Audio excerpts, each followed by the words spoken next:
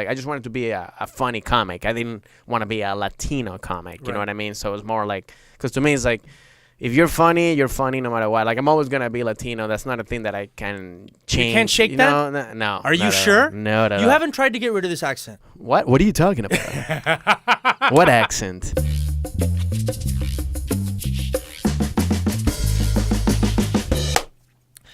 Francisco Ramos. Hey, are we in? You're on Checkitow. Nice.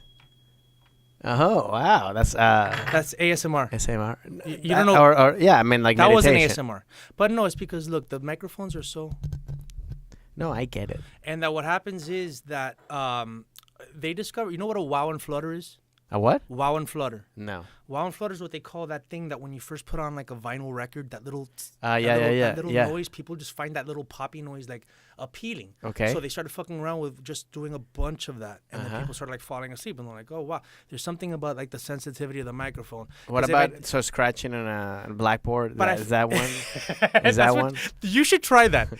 Francisco Ramos does ASMR. By the way, you know who I had here recently on the Check It Out podcast is Pablo Francisco. Yes, that's not me. But are you related to him? Not at all. Why? Because we have a first name that's familiar. Everybody has. There's a lot of Franciscos in the world. But his name is Pablo Francisco. It's his last name. That's his last name? Yeah, his name is Pablo Francisco. Really? I thought it was like a stage name. No, I told him he should have gotten a more American stage name because he doesn't even speak Spanish. Yeah, he doesn't. Okay, but Pablo, his last name is Francisco. That means he's related to you. No, he's not, because my first name is Francisco. Right, your first name is Francisco. Yeah, that's fine. But there's no last name's Francisco. But his last name is making Francisco, it up. so he's. I'm just kidding. Yeah. Okay. That's not his name, right? That's not his last name. No, his real name is Pablo Francisco. No, but what's his last name? There is another. Yeah, I think there's another. Like his first and second name is Pablo Francisco. I've heard, there's Don Francisco. Isn't that his last name? No, Don is like. I know. I thought it was Don Francisco. Nah. But I've heard people with Francisco last name. No, it's a lie. That's okay. Let's segue right into your career. How's it going, bro? Don't start at ASMR, man. I'm gonna fall asleep. What's going on, man? You're touring all over the country now? I am actually. Yeah, it's been like this month, last month and this month has been a lot of traveling. So yeah, I've been doing the shows, combination of clubs and colleges. I was just in Tampa last week. Yeah. Florida. I'm not from Tampa, but from Florida. A little Florida. Farther down Miami. Yeah. Have you done Miami or Fort Lauderdale recently? I did Miami like in the beginning of the year. Miami Improv. They have a new one. I'm glad to hear that. What was it like? It was good. Yeah. Really Because Miami's always like a tough crowd. But did you win them over? Yeah, I mean it's funny because that's. The guy who I was staying in the hotel told me, he's like, hey, I heard that like, a lot of comics always complain about the Miami crowds. And I'm like, I could see why, because there's like, it's very like, they go there, it's like a party. It's kind of like, they don't know. Like, oh, so like when I went up, it was like very wild. Like they wanted to scream and stuff like that. Just the fact that I've done so much comedy, I've done the Comedy Store. So I know how to deal with that type of crowd. Right. So it was fine for me, but it wasn't like, they're not like a comedy savvy crowd, or they don't understand the etiquette, the rules. Of course, because because this club just opened right now, but it was closed for like several years. For several years, yeah. And I think it's because the Miami thing is that was like party, let's party, let's party. So it's like they think everything has to. They party. think it's more like you're leading them through a party with an occasional joke. They're sitting down and actually they don't see it as the art. They see it as an entertaining. Yes, or like like you're like a host of a wedding, right? You know, instead of like. No, get the crowd going. Yeah, this is not a play. It's like, no, it's a play. Shut up, watch the show. You know what I mean? But yeah. Well, you mentioned the Comedy Store, man. Like, first of all, I've seen you, rise through the ranks to the point that you're one of the few Latino names on the Comedy Store walls. Yeah. All right. Hold on. Ooh. So that's gonna be do that at the Comedy Store, by the way, when they're all getting rowdy at the original room and you're on late. Just start doing that. I mean, right now the Comedy Store's blowing up. I went there recently and it was like a nightclub. It's not one of the hottest comedy clubs in the country. It's one of the hottest clubs. There was a crowd. You're not gonna be because that's the cool thing. You can hang in the patio. You don't even have to go in. You can just have a drink there and hang out. But has it gotten? Here's what I'm gonna say, and I know you have to give probably a political answer, but. a few years ago, it was like the Comedy Store is the place, ground zero for comedians, both developing and established, to come together. It's the hottest spot in LA, and LA is kind of like, because New York has actually gotten very PC and tight ass, LA is actually the place where comedians can kind of like let loose and develop a little bit more, where maybe New York had that several years before. So a couple years, I would say for the past, 5, 6, 7 years, the Comedy Store has been the place. But has it gotten so big with the crowds and everyone there, and that it's almost like overshot its load a little bit? Is it too saturated? No, I mean, well, I think it's like anything is like a bubble thing that it's gonna get to the point where like like anything, like the real estate bubble, when everything gets so for a few years a lot, I don't think it's gonna last where it's gonna be packed all the time, because it goes ups and downs. You know what I mean? When I started working there was nobody going there, like stand-up, I don't know, it wasn't popular as much. A lot of the comics that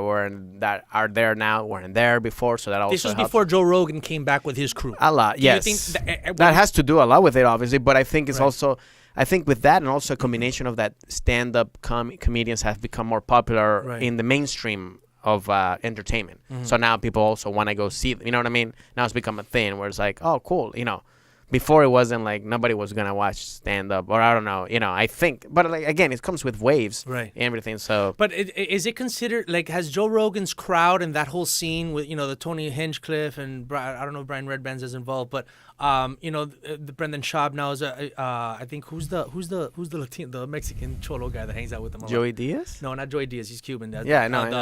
George. Oh, George Perez. George Perez. So are they considered like a clique that's kind of taken over the comedy? No, I don't think it's like they taken over. I mean, they definitely, like when Joe Rogan came back and Joey, like brought his fan base, so, and then, so obviously they have helped a lot to bring, Totally more people to the Comedy Store for sure. I don't think they took over the stuff. They're just, it's more, it's more people in the more comics, you know what I mean? There are more people. Yes, more people and more comics. You could go, I had a cousin in a few weeks ago. I had to sneak her in because, I know that, what, I'm just going to say the tricks of the trade.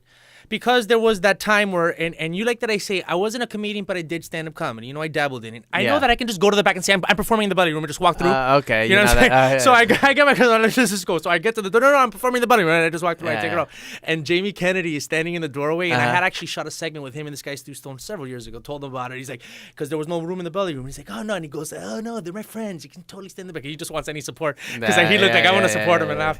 But and then me and my cousin who was in front of town, standing in the doorway because there was no room in the belly room because there was no room. Not one seat in the original room, not one seat in the main room. I mean, that's no, it's great. I mean, no, of course. I'm not saying, it's like everything is very popular, it's great. Like I said, like now, every time you go, it's like it's sold out. It's a good show, it's always a good time to go, you know what I mean? So what's interesting with you is that, I talked about like you're one of the few Latino names on the wall, but you've established yourself as an individual now. It's not like, oh, this is here. Okay, so what we have a Latino comic. There's 1, 2, 3, and 4, and they have a few differences in between, and we all see them as But you've kind of made your own. Mm-hmm. Yeah, no, that's what I tried to do. That's why when I first started doing comedy, I always wanted to. I started stayed at the Comedy Store because it was the one where I was like, I just wanted to be a funny comic. I didn't want to be a Latino comic. You know what I mean? So it was more like, because to me it's like, if you're funny no matter what. Like I'm always gonna be Latino. That's not a thing that I can change. You can't shake that? No. Are you sure? No. You haven't tried to get rid of this accent. What are you talking about? What accent? Fuck us, Francisco. What are you talking about? I don't have an accent. Is that a good American accent if I talk like this? Listen, I was born in Miami. What are you talking about, bruh? Hey, bro. Listen, Frank. Let's call you Frank. All right, Frank Ramos. I could have called myself Frank Ramos, and I could have been more You should have called American Frank Remus.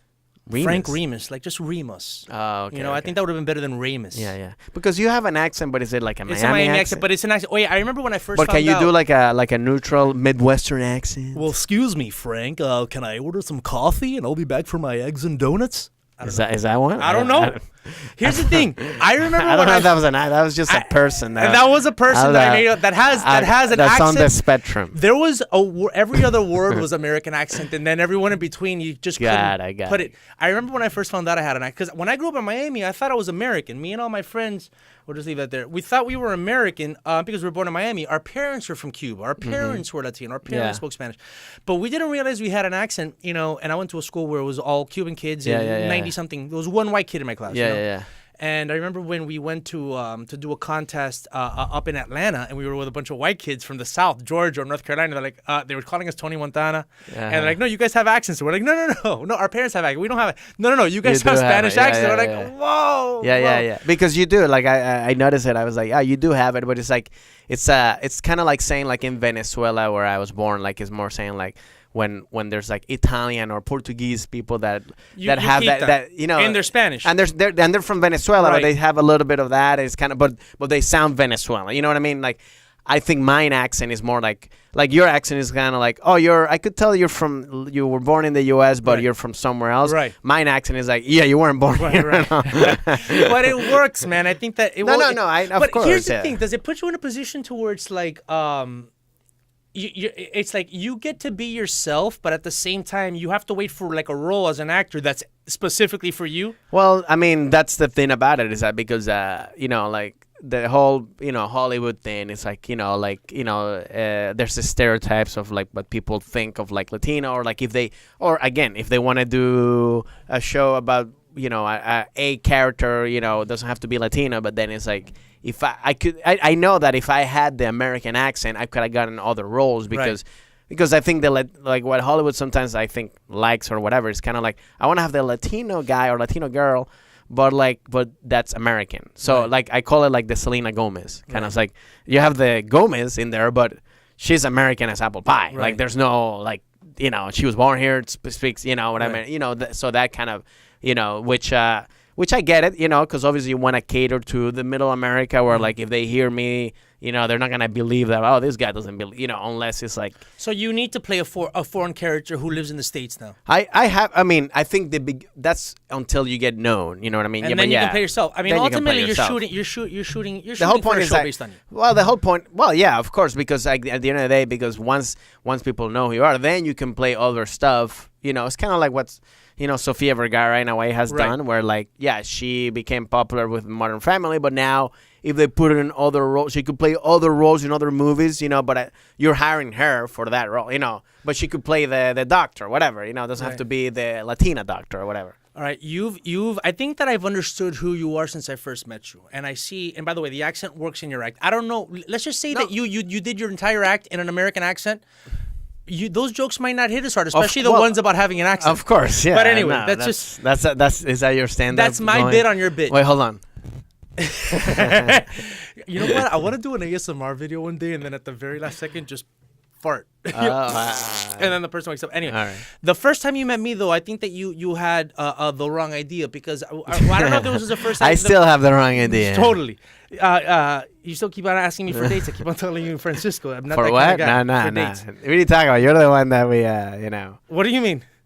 No, we're Eskimo brothers. Yeah. We'll get to that later because for some reason I went to go. Well, no, I was first, and I was blocked. For some reason, I thought we got along. Wait, me? No, me. I blocked you? No, the person that we're Eskimo brothers on. Wow. For some, it's like, okay, what happened? No, but let me wait. No, but I was first. That's fine. That's fine. It can't.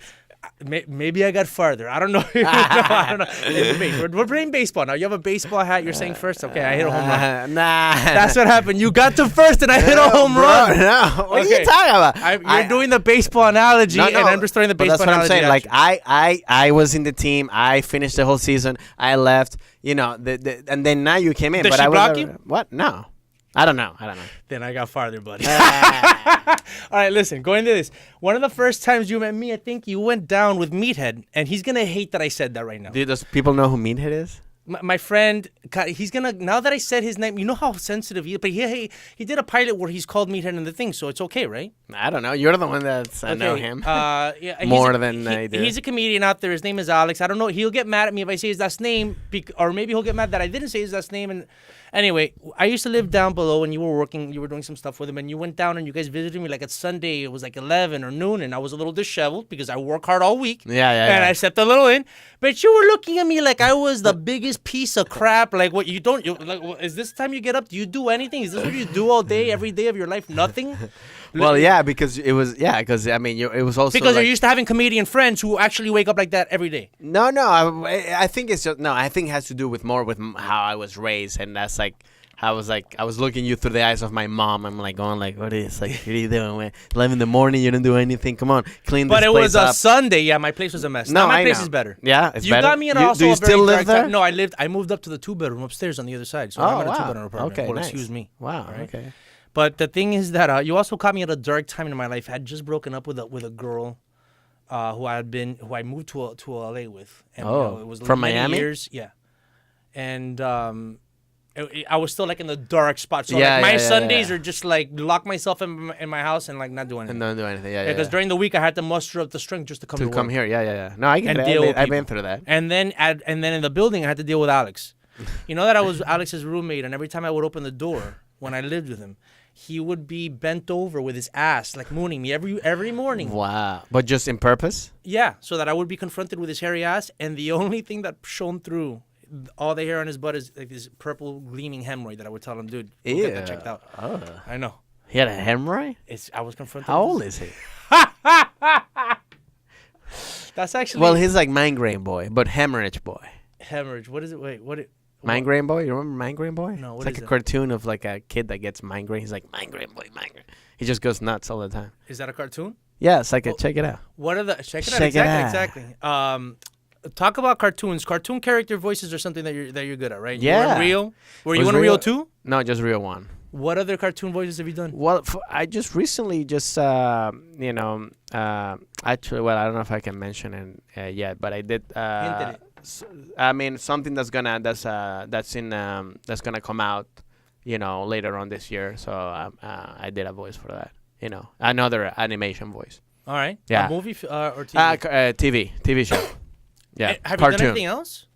Besides, I've done like just commercial stuff, like a video, but nothing big, just like nothing. Francisco, you have a cartoonish voice, but you also have a cartoonish face. Have they discovered that yet? I know. Well, hopefully now they will with this one, so we'll see. And what's up with comedy special? You had a 1 hour special that you put out? It wasn't I had an album that came out that was 1 hour, but I got called what? Vayalo, which you can hear in Spotify, iTunes. You can buy it, download it. Is it in Spanish, English, or in both? English? In English. And then I did also like I was part of a half-hour special for HBO Latino that came out last year, and it was and you can still if you got HBO, you can go HBO Now or HBO Go. It's called Entre Nos. Right. It's part 4. I'm in there. Mm-hmm. When my manager proposed me the idea of doing an album, stuff like that, it's like, hey, you wanna do it? I was like, it felt right. You know what I mean? Right. It wasn't like, all right, yeah, I need to. I mean, I didn't have anything that that was concrete of stuff that I've done, and I was like, okay, cool, let's do it. Now it's there. You know what I mean? Now I have something there. It wasn't, but it felt right. The same thing with like the Entre Nos HBO thing. It wasn't like I was doing an hour or anything like that, but it's something that's there that I have it now. It's there. Mm-hmm. So I think it's like slowly, when it comes, it comes. I'm not trying to really like, oh, I need to have it, because again, it's like you were saying, it's like once you have the opportunity, you want to really milk it, and it's not like I want to save material, because that's not it. It's just that also like I think when you want to push it when it or when it's obvious, you know what I mean? When it's like, look, you need to do a special, you know what I mean? And do you think that touring around the country is more important at this point than establishing yourself here in Los Angeles as you did? No, I think it's both. Both are important. I think you need to do both. I think it's like the touring works with getting new fans, working on your material. How are colleges reacting to you? They're good. Great. I mean, is it tough? Like, you know how like a lot of comedians hate doing colleges? No, but you don't really have a lot of super offensive stuff. Mine is not great. And if I do, I don't mention it. If I do, I know how to do it in a way that they're not going to get offended. You know what I mean? It's are the kids really that sensitive today, or is it more the faculty? Or I think it's like, look, I think it's like you have to be smart in a way. I think it's like you don't go into, like, I don't, like, if you get hired, especially if you getting paid for something, it's like, you know, like, be smart. It's like if you do a corporate and they go like, don't talk about water because we're, you know, it's just Coke. I want you to just do Coke. It's like, and then you go like, hey, water. It's like that. Like, what are you doing? Like, don't, you know, or like, so stuff like that. I think it's like, I always say I don't change my material. I change my, the only thing that I kind of change is my persona in a way of like how I approach the show. You know, like if it's a college show, you know, and I know I'm in that college setting, so I know like what to do, what not to do. How when I talk into the, you know, to the crowd of the kids, I know what to push and what not to push. What don't you push? Well, if I'm in, you know, if they say if for example if they get uncomfortable, you can tell them, you know, I'm not gonna, or I don't, you know, I'm not gonna say something that's gonna be looked as offensive as much as I would do in a club where it's like more adults. It's like kind of like, all right, whatever, like. You know, you can have more leeway in that sense. In a club, you can have more, more of the crowd. Like, what's going on? What are you doing? Oh, is this your girlfriend? Whatever. Whatever. But on the other ones, I try not to, like.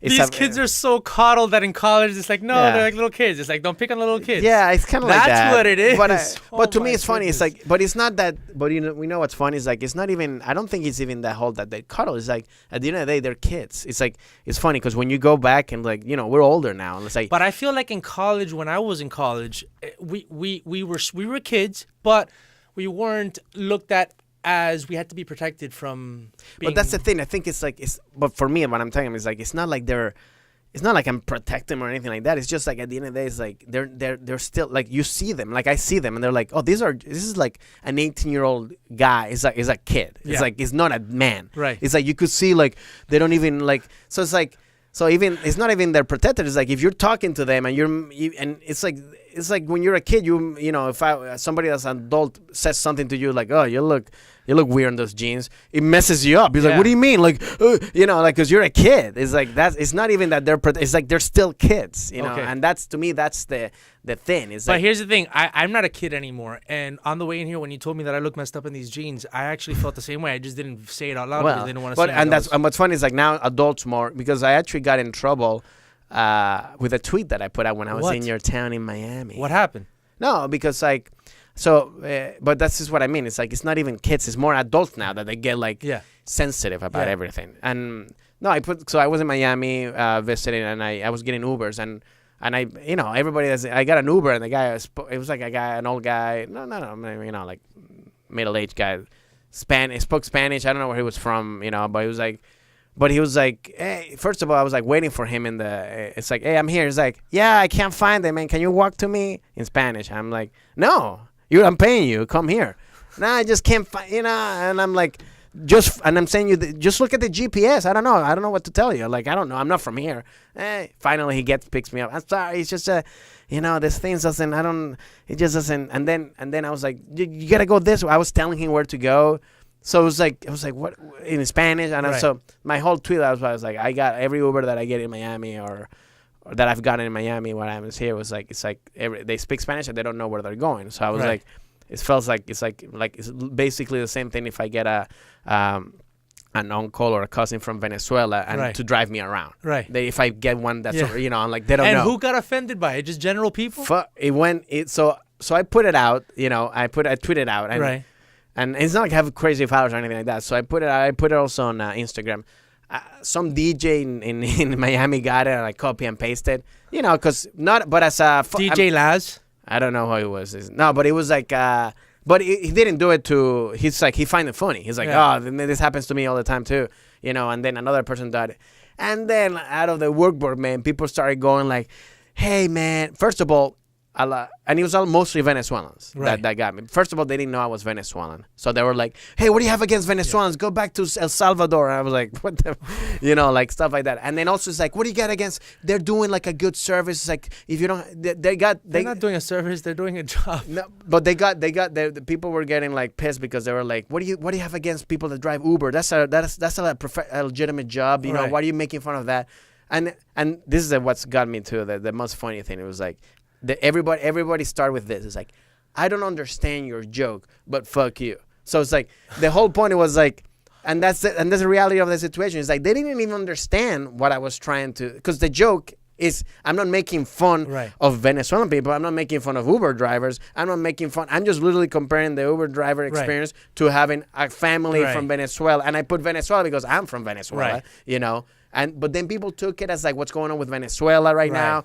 And you could tell it's very people that actually do that. And because I think a lot of Venezuelan people that, you know, had more professional jobs over there, or like office jobs, let's say. And now they moved here and now they can't find a job. So now you got to do Uber. They feel bad because that's a Venezuelan thing of like, oh, you're a waiter, you're doing bad, which is, it's a stupid mindset. So like, so people got crazy mad at me. And I was like, are you Did you delete the tweet? No. Good for you. No, because I went back and I'm very careful every time I post, even though I don't have that many followers or anything like that. I'm always very careful of like, I save it, I go back and read it, and like, Am I touching? You said you're bringing in your own family and saying, no, my uncle from Venezuela. I know, and it's like, and it wasn't, and the whole point is like, I'm not, and the whole point is like, people read. It's like at the end of the day, I realize it's like, people read everything how they want to read it, you know, and like, and it's also a negative thing because it's like, some people, and also I could tell because like, it was like an 80-20% ratio. 80 people like it, 20 people didn't like it. And that's like a thing that you always you go to YouTube, you get the same ratio. For a baby crying, a baby laughing, you get 80 people that like it and 20 people fuck that baby. You know, there's always going to be somebody hating. There's always going to be somebody thin. So it's like, it was like a lesson for me to go like, the more popular you get, stuff like that's going to happen. You know what I mean? So you just got to, as long as you're not really... Did you talk about it with your manager? I actually talked to my manager. And did he say leave it up? Yeah, he's like, what? I mean, this is not matter, you know. No. Listen, man, we're turning a corner on that, and I think you should leave it up. I'm not. And the thing is, like, I'm not even gonna. First of all, even if I delete it, it's already out there. Right. So it's like, there's no point of doing it. And also, like, if I really went back, it's like, you know what? I could see how.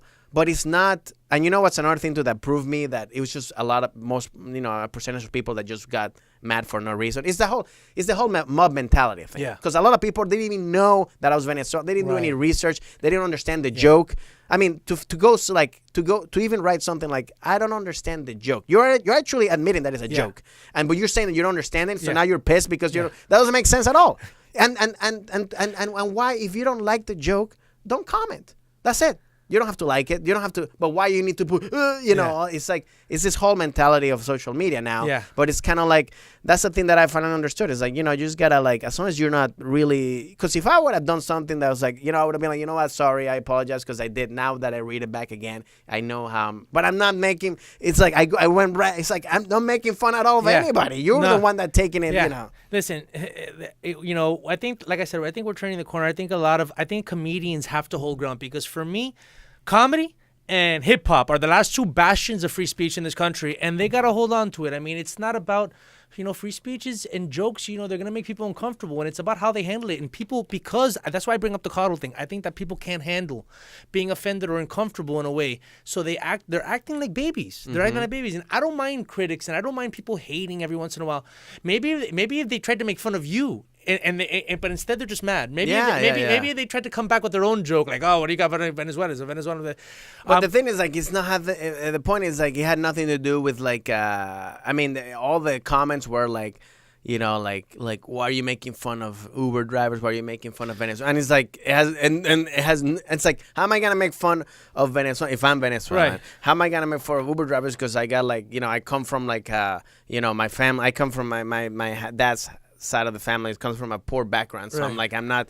It's just like all this stuff that's like, but again, it's all people that take it like it's all insecurities that are projected to other things. Totally. Like, well, because they're it's virtue signaling. It's because they feel that they are doing something good or contributing to the conversation by trying to actually shut it down, which is counterintuitive. And it's a mob mentality. It is a mob mentality. It's kind of like, it's like a crucible. It's like, oh, you're a witch. It's like, really? Yeah. He said, okay, well, you're a witch. Kill him. It's like, that's it. You nailed it on that one. Really brief before we get back into some humor stuff. You mentioned Venezuela, being Venezuelan. Like, what's going on over there? Like, do you still have family over there? Yeah. I got family over there. Yeah, I mean, I think everybody knows what's going on in the news. I think what I just want to reiterate is that it's like a lot of people are getting, a lot of the news say like, oh, it's a coup or this other guy. It's like, no, look, the reality is like the current government, the Maduro government, it's a illegitimate government. It's like they're there. They mask it as like, no, we won the election. It's like, no, it's all cheat. Yeah. They cheated. Everything's bought. Right. So it's like, so the whole point of saying is like this, and so this guy Guaido, what happens is like he's actually following the actual constitution of Venezuela, which says it's like if the president and they're all legitimate, the next president, it's kind of saying like if the right now like Trump and and Pence can't be president, then the Speaker of the House becomes the president. Right. So this guy is like the Speaker of the House. Right. So like he's saying like, all right, so now. And I'm the president, and when these people leave the whole Maduro regime, then we'll have elections, and then everybody can vote like in a real election of who you want to be president. Right. You know what I mean? So that's what's going on right now. I'm glad that that so much people are talking about this on the news very much, because now it's harder for them to do what they were doing before, right, because there's more of a spotlight. Yeah, because now you think if nobody knew what the hell was going on with Guaido and what's going on, they would have arrested him already. They would have put him in jail. What they did with another guy was Leopoldo Lopez, who tried to do that like 5 years ago, and then he got in jail. So it's actually impressive that he's gotten this far and he hasn't been in jail. Because now that it's so like out there, like, and the U.S. has the support and stuff like that. Now they can't touch him, because if they do, it's like it's a legitimate. It's like they're actually proving what they're saying, so they can't. You know what I mean? Well, I mean, I honestly hope that because Venezuela is actually a bigger example of the country my family comes from, Cuba. In a sense, it was a Latin American country that started to experience some relative prosperity, and then fell into the throes of socialism and communism. And there's a lot of Cuban in Venezuela. Right. The stupid they took because they took the revolution of Venezuela. To co-opt them, because once the Soviet Union fell in the 1990s, then Cuba, if you realize, was the only one, right? Right. And but the thing is, Cuba was supported by the Soviet Union. So when the Soviet Union fell in 1991, Cuba had a really bad decade in the 90s because they weren't sustained. That's when they started trying to spread the revolution of Venezuela so they can latch on to Venezuela. And give them money and get the money, in the early 2000s, Venezuela Chavez subsidized Cuba. Of course. And then in return, Cuba gave its intelligence apparatus, its military. How to do the whole... And this is like a very social... How to take over the country. Yes. Yeah. And how to make people like animals, because it's like you treat them bad. It's like take the electricity out, and then like finally the electricity, and the people are like, the government's like, no, you're not. You're supposed to have electricity. I know exactly. So I hope that this teaches because I'm pretty sure that when Chavez took over and started talking to Fidel, I'm pretty sure that Fidel told him like, Venezuelan people and Cuban people are pretty much the same. They have the same kind of like, because I feel it's like I don't know how in Cuban like the personality of the Cuban, but I think Venezuelan people are it's not a violent or like they just want everything to be cool, happy. They want to, so it's an easy target to control. You know what I mean? Because it's not like, for example, here in the U.S., no guns. We gotta, like it's hard. Like you can't do that here because people are like, what? I'm gonna kill you. You know what I mean? Like, but over there it's kind of like they're used to the whole thing, so it's an easier way to get into that. What you're mentioning. Well, and the thing is that in Venezuela, I think that in both countries they got a little tricked. And this is why sometimes here in the United States I'm like, be careful, like with because I'm a liberal person, but don't go so far to the left that you fall into the trap of this authoritarian tyranny. No, because in Cuba, Fidel Castro didn't say he was a communist when during the revolution. It wasn't until after. When he took over, when he had a famous speech where all of a sudden he has the premier of the Soviet Union, at the time his last name was Khrushchev, and he goes, the Cuban Revolution was a Marxist-Leninist revolution. Now, before that, there were whispers that he was obviously more socialist, but he wasn't, they didn't realize that he was sell it like that in the beginning. It wasn't until they took over, and then that's when the exodus of professional Cubans started leaving in the 60s, because they realized, what the fuck, and when I went back to Cuba for the first time a few years ago, like there is a look in some of the older Cubans of like, we messed up, but they can't change it because they have a whole control over the island. But I don't. That's another thing too. Like I don't understand. Like why is it like still like, why do people still just support that? Like, why do they? Why? Because for so long that it's been there. And well, like the thing is that the thing is with Cuba, it got isolated. So they could. This is why in Cuba you can't, like, the internet is regulated. They don't get the news. Like, they have like state-run news. They told and Cuba did a lot of scapegoating in the United States, which there is truth in that. But what Cuba did is that they gave people free healthcare, free education. That's why everyone in Cuba has a PhD. They just go to. That's true. But very smart. Yeah. But it's not just that they're smart. There's also no job, so they just keep going to school. There's nothing else to do, so they go. So everybody has a PhD in engineering, medicine.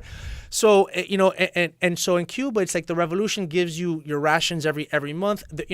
There's no homeless people. Cuba's the safest third world country in the world. Everyone has a home and everyone has a job if they want it, but they survive on rations, and they just basic make needs. Yeah, no, you're a cattle. You're cattle. You're cattle. So look, I believe in something mixed in terms of mixed economies and stuff like that. But I hope that communism and socialism, is the death knell is watching a country like Venezuela. Yeah. Go so high and then fall so low. And that's my thing when I tell people, like, look, even if you don't know, I would love to tell even the Maduro regime or whatever. Right. It's like stop doing excuses. Let's stop blaming on the U.S. or anybody else. Look, you had 20 years to do your whatever idea is, and the country's worse. Yeah. At the end of the day, it's like it doesn't matter. You play anything in any type of professionalism, any job that you have. If I give you 20 years and the company's worse than when you got, you screwed up. Yeah. It doesn't matter if you can blame it on you're screwed up. That's it. So there's no other excuse. It sucks. It doesn't work. Move on. Yeah. You know what I mean? All right, moving on from the politics, back to the funny, but that was great because I actually want to I want to talk politics with comedies because they're actually very unfiltered. No, and I like to mention that because a lot of people talk to me about it, and like I always like to try to give my of what I know too, because I'm not saying I'm an expert of what the situation is that people sometimes don't get from seeing on the news. No, they don't get, and the news is so filtered and curated. But last comic standing. Yeah. If you were in Venezuela, you'd be the last comic standing. Yeah, pretty much. You'd probably be one of the last people standing. The last person standing, yeah. But you were in last comic standing a few years ago. I think it was the last season, right? And I was very proud to see you. You made it pretty far. Yeah. What was that like, and what came after that? Did that legitimize you in a lot of ways? I mean, I think it was a good experience at all, just because my first time doing, TV, comedy on national TV exposure. So it gave me that experience of performing in front of a live crowd. The thing about it, I think, is like that was the last season of it. It was a season that it wasn't gonna be done. Was Rosanna on the thing? Yeah. She was nice to you, right? Yeah. She liked you. Yeah. And the Wayne's guy said that he should have booked you. He should. But who was the guy that did it? What did he say? No, he said that he was, was Keenan Ivory Wayans who created In Living Color, and he's like, hey, because they were gonna do a remake, and I auditioned for him, and he told me, he's like, hey, did you audition for me a while back for In Living Color? I was like, yeah. He's like, I should have booked you. I should have, So it was cool. He did that in television. That was a good moment. But the other guy gave you a hard time.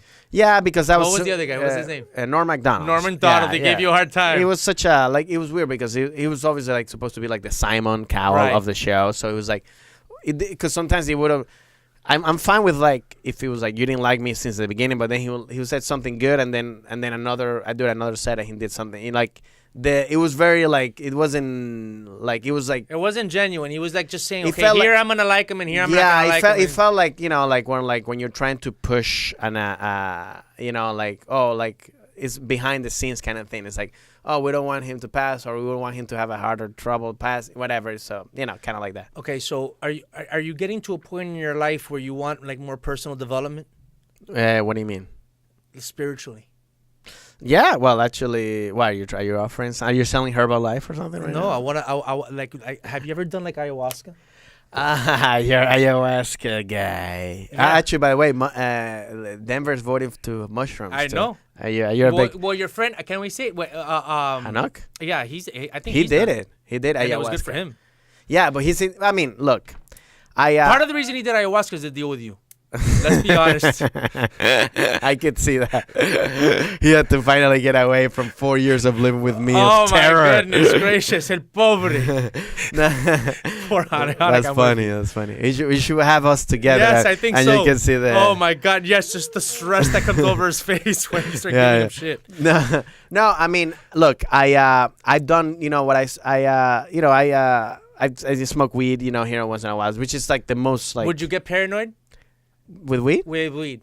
In the beginning, I will, because it's a thing that I never did. So I was like, but now I don't, but to me, all the other stuff like that, it would have, I don't know, because I am not because I don't believe in it or anything like that, because I am paranoid. But are you also superstitious? Are you like a good Catholic boy that thinks, you're messing with like demonic forces and the devil? A little bit. But that to me is not about that. To me, it's more about like I'm gonna do it, and then you have to be in a right mindset, because I think if I do it and then I start panicking, I feel like I'm gonna go nuts, and then you know what I mean. So it's not that. That's my. So that you're never gonna come out of it.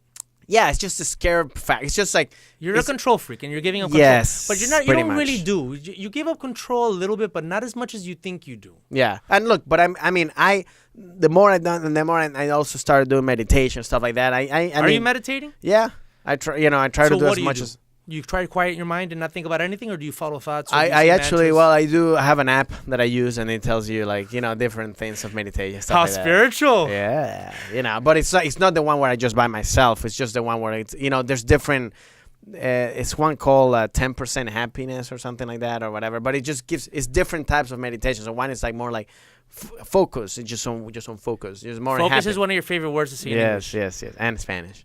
Are you still teaching tennis to kids? No. You remember playing tennis? Yeah. Of course. But I don't do that anymore, bruh. You're such a preppy Venezuelan kid. Why? You got your little tennis outfit, your little tennis stroke. You love running up to the net to be like, "What's up, man?" Hey. What? I play with Meathead. I know. He went nuts. Why? Because you beat him? No. Well, he most of the times he would beat me, but but just playing with him, he got nuts. When I was trying beating him, he's like, he goes nuts. Yeah, you know that I bet him. I go because I'm playing basketball here, and I was telling him about it, because I was only telling him because he plays in these adult leagues, and he tells me all his stats, and it's like, bro, you're playing adult. The first time that I do it, and I'm like, I'm playing, and he shames me for telling about it, like I'm bragging, and I go, Alex, I know that there's one sport I'll beat you on, and it's basketball. I will play you 1-on-1. If you beat me, if I beat you, I pay you $1. No. Yeah, if I beat you, I pay you $1. If you beat me, you pay me $100. He didn't take the bet. Oh, can you imagine? Really? I would take that bet. Yeah, of course. Come on. Yeah. You're spending $1, you might win $100 if you start hitting. And you didn't want to play? No. Is it hard to date Francisco Ramos? Nice transition. Yeah, it's called the segue. Oh, okay, nice. It's not really. There was no segue there. Yeah, Is it hard to date Francisco Ramos? Well, I'm in a relationship right now. How long has it been? 2 years. Okay, so you're getting married next year? No, I don't know. What is it like? What ethnicity is she? She's from the North Carolina. White girl? Yeah. I see you good with white girls. Mm-hmm. Yeah. Yeah, she's good. And what are the difficulties in someone having to date Francisco Ramos? What are the things that she has to deal with? Well, the fact that just the fact that I'm a stand-up comic, that's a very particular type of person. You know what I mean? That's a challenge. That's a challenge right there to itself. And I agree with it. Because not the fact that about not just the hours of that we deal with, but also just the fact of the weirdness of that we have. Because I think we're very complex individuals, very insecure at the same time. Very paranoid at the same time. Ebbs and flows. So dealing with that. So I think just having that. She's great at being more even keel. You know what I mean? And that's what I like about one of the things, because I couldn't be with somebody that's up and down as well as me, because it's you can't have that. It's the same thing. If I was very even keel, I don't want somebody that's even keel too. You know what I mean? True. Yeah. How about you? You're a crazy guy too. I am crazy. You're an ayahuasca guy. Yo, yeah, I know. But when I go into ayahuasca, I go into another realm where I'm encountering. But so explain to me what do you do? You just is it you're obviously it makes you hallucinate, but it's are you? Is it a thing where you see yourself walking in another world, in another? No, it's almost for me, honestly. It's there's little differences in there's a few different stages, but for the most part, it's you put on. Okay, it's if you have your eyes open, you're seeing a little bit. You know, you're in a dark room. Like, you're supposed to make a setting. The setting's very important. You can't just drink this by yourself and go. I think that's how you invite dark forces. You have to have a shaman. Or like mushroom too. You gotta have somebody that helps you. Well, and you gotta be in a cool space. Like, a lot of people drop mushrooms at a party and then they have a bad trip. It's like, because you're trying to hold a conversation, tripping on have a beer at the party, go to nature and go on a hike with a friend and eat mushrooms there. And it's like, oh, how awesome, because you gotta be. It's a spiritual thing. It's not a party. Yeah. And so on ayahuasca, you know, the shaman that I use sets a setting. You know, that he uses like these chants that he recorded in Peru with the shamans, the actual shamans that he studied with. The chants, like and then there's soft music in between, and you go to your mat. And is it like a drink? You drink it. It's the worst tasting thing I've ever tasted in my life. It actually it's hard for me to even keep. How much do you drink? About a shot of it. Okay. Yeah, and then I drink a few, you know, throughout the 6-hour ceremony. But once you start like hallucinating, so to speak, it's more like you put on a virtual reality. Like when you close your eyes and you put on like Oculus. Okay. So you're seeing a sacred geometry. Sometimes I go into a stage where I see like a lot of eyes and shapes and figures that you could construe as entities type things. But do you remember all that after? Some of it, it's like a dream. Okay. I remember so it's like a dream. Okay. But your mind is still there. Like, the voice of Francisco will still be like, oh my God, this is amazing. Like, it's not like the voice. You're if anything, you want to quiet that thought down and just go into the visions. Like meditation. Right. Like meditation. Like while you're thinking. It's exactly like that. So it might be a little overwhelming in spots. I'm not gonna lie. Yeah. But what's the most thing that you had? Like, you're like, what the hell? Like, you're getting like a little scared or whatever. You know, I don't know. Well, for me, I'm not really ever scared of the things I see. Okay. I welcome that. I think it was more just the physical. You know, in ayahuasca, sometimes you have a physical thing where you throw up, where you purge. Really? But you're supposed to have fasted. So what you're really doing is you're regurgitating what you drank. You know.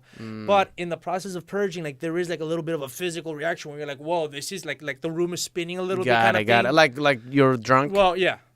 Couple with that with the hallucinations, and I can see how the average person might it might be too much for them. Yeah. But if you're prepared for it, it's not like you go through that. That'll last a few minutes. Yeah. And then you kind of find, and then you purge, and then you kind of find your balance, and then you're like, oh, and then you can kind of enjoy it. Got it. But I try not to be cocky about it. I try to be just like, oh yeah, I need this. I need to go through this, and not get too scared, not resist, and then come out the other end, and then it's blissful and it's nice. But I don't go in there thinking, I'm gonna have a good time. Yeah. Because that's when it hits you upside the head, and then you're like, oh man, I thought I was gonna have a good time. And and then so what's the end value after you do it? Once you give, for me, is this. A lot of times people are like, well, all these shapes and figures and things, and most of them are beautiful, by the way. Some of them can be a little like, whoa, what am I getting from seeing that?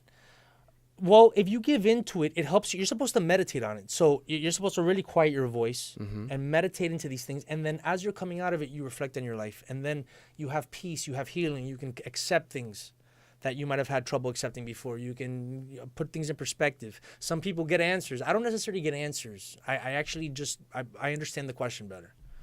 And for me, it's that I know that there's something out there. I know that there's something divine. I know that there's spirits. I know that there's afterlife. That assurance alone was worth doing ayahuasca. So ayahuasca, like, basically told you that that God's real? Well, the thing is that the things that you see, as opposed to when you do something... By the way, are you religious? I'm spiritual. I was raised Catholic, but I studied all the things, Hinduism, Buddhism, all that stuff. And the ayahuasca comes from the indigenous people of South America and what they cultivated. But it's that the visions that you're seeing when you're on ayahuasca or mushroom, something that's from the plant and not processed. They feel why because I was when I grew up, I was very like typical Catholic, like mom, like drugs are bad, you know, like. Did you go to Catholic school? Yeah. Yeah, so did I. So it's like bad, you know, whatever. So I had that thing. It was like, drink is fine, you know. I mean, in Venezuela, it's like, drinking is fine, but the drunk, you know, like drugs is bad, you know, and weed's like heroin. It'd be the same thing. Well, that's the thing is that psychedelic. Okay, so but to me, like, I like what I was saying is like what I like. Then is eventually that's why when I started doing, you know, weed and stuff like that, is because it's like it is natural. Yeah. It's not a thing that's like it's not processed and stuff like that. You can't really like you can't overdose on ayahuasca because they have to mix certain things. They might do something wrong or include anything, right? Like anything but like. if you get the ayahuasca plant and there's two vines that you mix, like you'll just get sick and throw it up. Mushrooms, same thing. Weed, you can't overdose on. But there's a difference between narcotics and psychedelics. Narcotics are the things that you process. Narcotics dumb you down. Narcotics kills your soul. Psychedelics opens it up. Now, what are narcotics like? Coke, cocaine, heroin, opiates, painkillers, everything. I think it gets you up. You go down. Well, it goes up and then goes down. But what I mean is that it numbs you. Like cocaine doesn't give you like visions. It doesn't connect you. You don't feel connected. You actually feel separate. You actually feel like, yeah. And so, but you feel energized or down. But it's a different. And it's like to me, it's like the social media aspect of getting the high, but then and then I feel empty. But there's no substance. There's no substance. And it fuels you. Whereas psychedelics sometimes are not. Now I will admit this. So for viewer discretion, psychedelics can also open you up to dark stuff. If you're going through some dark stuff and you're a dark person, it might. That's absolutely. Yeah. It might, and psychedelics can bring on schizophrenia. So I'm not gonna pretend that that's all good and it's for everybody. It's not. Yeah. If so you have mental issues, you shouldn't be. You're gonna be doing that's what I mean. Yeah. If you're depressed, like really depressed, or maybe depression can be or bipolar by, issues, stuff like that. You really can't do that because that can really. That's where you can do something crazy. Yes, it can definitely cross the wires. Yeah, so that's one thing. It's like it just depends on who you are. I mean, to me, a lot of the times you have to have that sense of mindset of like, maybe it's not good for you. Maybe it's like people that are like allergic to whatever nuts or whatever. You're like you can't do that. Other people can, kind of stuff like that. It's not for everybody. It's not for everybody. But I think it's in your future. But I don't. That's what I'm saying. I don't. Before I was more skeptical to it. And now I'm more. I understand it more. You're part what of the zeitgeist because the society's trying to understand. Because to me, also at the same time, it's like I always go like, well, it's like, wow, it's like, well, but you were high. I mean, like, it's like at the end of the day, it's like if you're high or drunk, it's like, yeah, you're gonna. It's kind of like when you're high as just smoking weed, and it's like we're laughing and we're doing, this is gonna be a funny bit, which I did with my buddy, and then you do it, it's like this is horrible. So it's like that's why you have to process it. Yeah. Well, the same thing with comedy, man. You got to process it. Sometimes it sounded so funny. Of you course, guys were drunk at night at your house, and then when he's on that note, where can people find you? In my house. Okay, give them the address. Yeah, no. You can follow me at F Ramos Comedy on Instagram and Snapchat, and then Francisco Ramos or Francisco Ramos on Twitter, and then FranciscoERamos.com. That's my website, and then I have some. This is gonna come out next week, right? Mm-hmm. So I can. There's actually a show that I'm doing that's called Translate, which is it's actually cool. You should go check it out. It's check it out. Mm-hmm. But it's actually a show that we're gonna do one on June 2 as well. We do it at the Improv. The whole point of the show is basically where we take American or English-speaking comedians, and they have to translate any Latino joke or Latina cultural thing that's in Spanish, so like they don't know Spanish, so they just have to improvise their way, like if we show them a clip of like, of a novela that's very popular, Maria Mercedes, whatever, like, all right, describe, you have to translate at the same time what's going on here in Spanish, you know what I mean? So like that's a thing that we're doing right now. All right. It's cool. And they can check it out on your social media for more info. All right, Francisco Ramos, you've been on Check It Out. Sleep. Just go to sleep. Ayahuasca. Good, man.